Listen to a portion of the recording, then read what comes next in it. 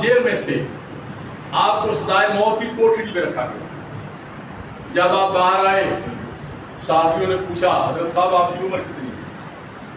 تو مجاہد ملت کے وہ الفاظ اگر ہم سن لیں تو ہمارا سینہ بلکہ خوشی سے بھر جاتا ہے اور ہمارا سر بلند ہو جاتا ہے۔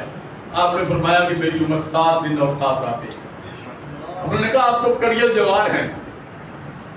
مولانا نیازی صاحب 1946 میں صوبائی اسمبلی کے ممبر بنے تھے، پاکستان بننے سے پہلے صوبائی اسمبلی کے ممبر تھے، اور آپ نے اس وقت ایم پی اے بنے تھے آپ میاں والی سے۔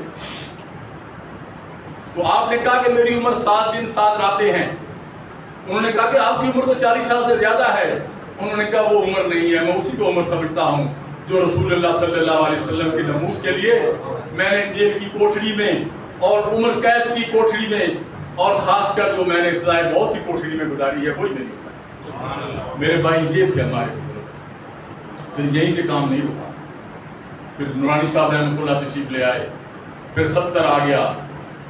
70 میں جمعیت علماء پاکستان کے بزرگوں نے انتخاب میں حصہ لینے کا فیصلہ۔ یہ میں آپ کو مختصر بتا رہا ہوں، آپ کی تاریخ بتا رہا ہوں تاکہ آپ کو یاد رہے۔ اگر آپ بور ہو جائیں تو مجھے بتا دیجیے گا۔ تو پھر 1970 آ گیا، میں اور مختصر کر رہا ہوں اس کو۔ 1970 میں اکتوبر ٹیکسک میں سنی کانفرنس کا انعقاد کیا گیا اور یہ فیصلہ کیا گیا کہ اہل سنت اب پاکستان کی سیاست میں، قومی سیاست میں حصہ لے گی، اور جمعیت علماء پاکستان کے پلیٹ فارم سے ہم الیکشن لڑیں۔ خواجہ قمر الدین سیالوی رحمۃ اللہ علیہ کو جمعیت علماء پاکستان کا صدر بنایا گیا۔ علامہ محمود احمد رضوی رحمۃ اللہ علیہ نائب اعلیٰ بنے، مولانا شاہ نورانی صدیقی رحمۃ اللہ علیہ نائب صدر بنے، اور بہت سارے ہمارے بزرگ اس کیبنٹ میں شامل تھے۔ 70 کا انتخاب ہوا۔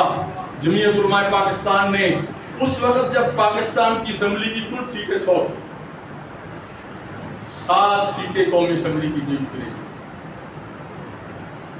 3 سندھ سے، 4 سندھ سے اور 3 پنجاب سے۔ پھر ہمارے خواجہ نور محمد رحیم یار خان سے، وہ آزاد لڑ کر آئے تھے الیکشن، انہوں نے بھی جے جی پی کو شمولیت کا اعلان کیا۔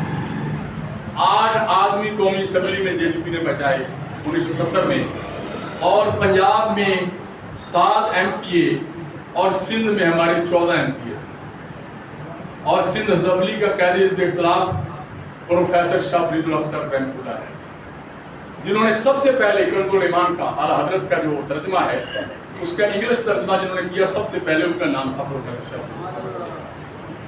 وہ جماعت کے عہدیدار تھے، وہ قائد حزب اختلاف تھے۔ 7 آدمی 8 آدمی اسمبلی میں پہنچے۔ یہ ہماری پرانی بدقسمتی ہے کہ پیر ہمارا ہمیشہ شاہکار چھوڑ جاتے۔ اس وقت پنجاب سے سلطان بہو سے تعلق رکھنے والے اب اللہ کو پیارے ہو گئے،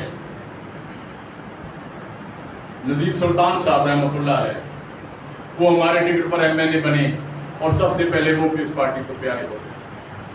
پھر یہ بی بی جو غلام بی بی بھروانا ہے، اس کا نانا تھا، وہ ہمارا ایم این اے بنا، وہ پیپلز پارٹی میں شامل ہو گیا۔ آپ کے یہ خاص والا ضلع ہے مظفر گڑھ، یہاں سے برق صاحب جو تھے ڈاکٹر صاحب، وہ بنے، وہ بھی پیپلز پارٹی میں چلے گئے۔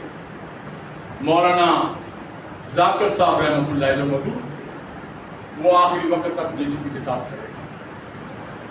3 آدمی سندھ سے، علامہ شاہ نورانی صدیقی رحمۃ اللہ علیہ، علامہ عبدالمصطفیٰ ادری صاحب اور مولانا محمد علی رضوی صاحب حیدرآباد سے۔ یہ ہمارے پاس 4 بندے تھے اس میں، اور ان 4 بندوں نے جو کام کیا اب میں آپ کو وہ بتانے لگا۔ پاکستان کا دستور بننا شروع ہوا تو مولانا نورانی رحمۃ اللہ علیہ سب سے پہلے اس کمیٹی کے ممبر بنے۔ آپ نے سب سے پہلے یہ آیا کہ اسلام پاکستان کا نام کیا ہو۔ اکثریت تھی، دہریوں کی اکثریت تھی جو سوشلزم کے نام پر آئے تھے، اکثریت ان لوگوں کی تھی جو روٹی کپڑا مکان کا نعرہ لگا کر آئے تھے۔ انہوں نے کہا کہ جناب نے اس کا نام ہونا چاہیے اسلامی جمہوریہ پاکستان، جمہوریہ پاکستان، کیونکہ یہ جمہوریت کے ذریعے بنا ہے۔ تو نورانی صاحب نے اس میں اسلامی جمہوریہ کا لفظ شامل کروایا۔ آج اگر پاکستان اسلامی جمہوریہ پاکستان ہے تو مولانا نورانی رحمۃ اللہ علیہ اور جمعیت علماء پاکستان کی کاوش کرتے ہیں۔ پھر یہیں پر نہیں، نورانی صاحب کے کیونکہ رگوں میں ابو بکر صدیق رضی اللہ تعالیٰ عنہ کا خون تھا، وہ ان کی اولاد تھے، ان کو پتا تھا کہ اب میں نے کیسے لڑنا ہے، یہ چموکی لڑائی مجھے کیسے لڑنی ہے۔ پھر جب دستور بننا شروع ہوا، آپ نے 220 سے زیادہ سکے اس میں اسلامی شامل کرائے۔ 220 سے زیادہ آج جو اسلامی سکے ہیں جس ساری مولانا نورانی شامل کروائی۔ آج جو آپ کا صدر حلف اٹھاتا ہے، وزیر اعظم حلف اٹھاتا ہے، M P A M N A جو حلف اٹھاتے ہیں، مولانا نورانی کا لکھا ہوا ہے، جس میں ختم نبوت کا اقرار ضروری ہے، ختم نبوت کا حلف اٹھانا ضروری ہے۔ اس سے پہلے اقرار کا لفظ ہوتا تھا، اور فیصل صاحب تاریخ دان ہیں، اس سے پہلے حلف کا لفظ نہیں تھا۔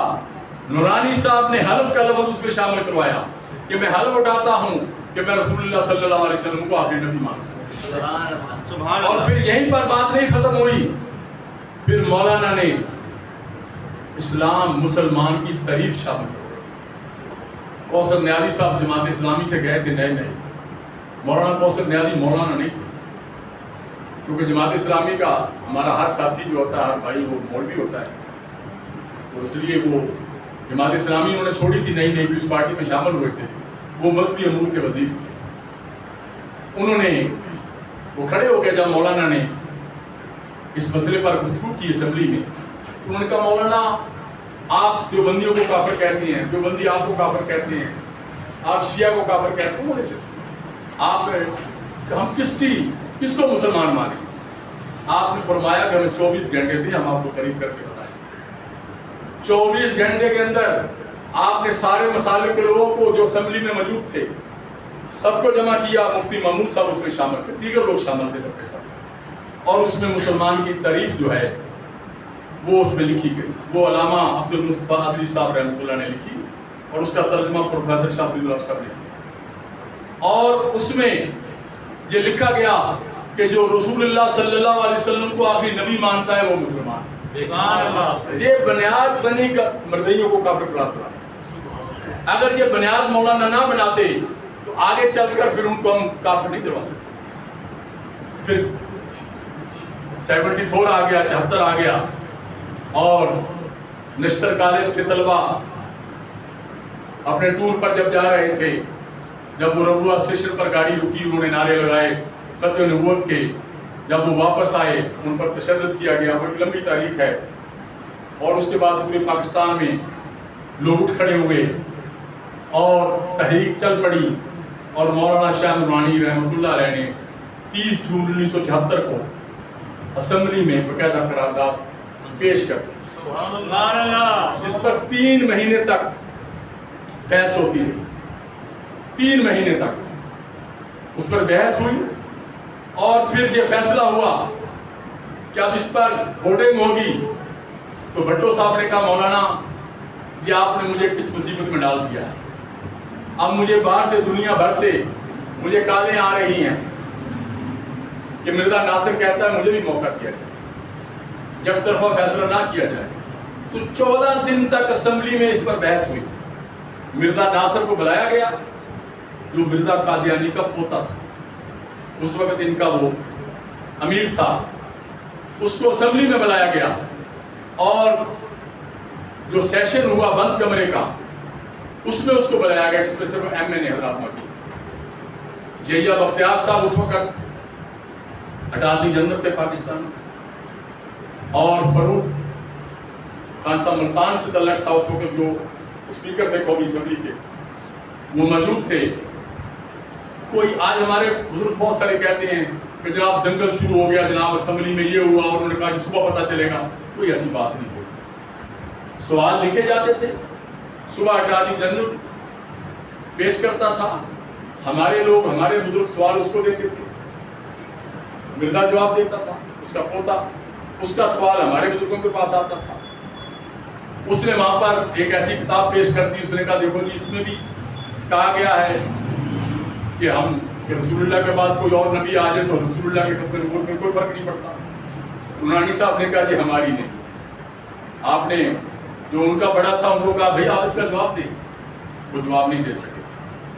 حضرت نے فرمایا کہ جو یہ کہتا ہے ہم اس کو بھی کافر سمجھتے. یہ بڑی دلیری کی بات تھی، جو معمولی بات نہیں تھی اسمبلی کے فلور پر یہ کھڑے ہو کر کرنا. اور پھر بھٹو صاحب کو قائل کیا گیا، بھٹو صاحب کو تیار کیا گیا. نورانی صاحب رحمۃ اللہ فرماتے کہ میں ان کے پاس گیا، ملاقات کی، اور میں نے کہا بھٹو صاحب، ان کا مولانا یہ آپ نے جو شروع کر دیا یہ تو آپ کا مسئلہ ہے،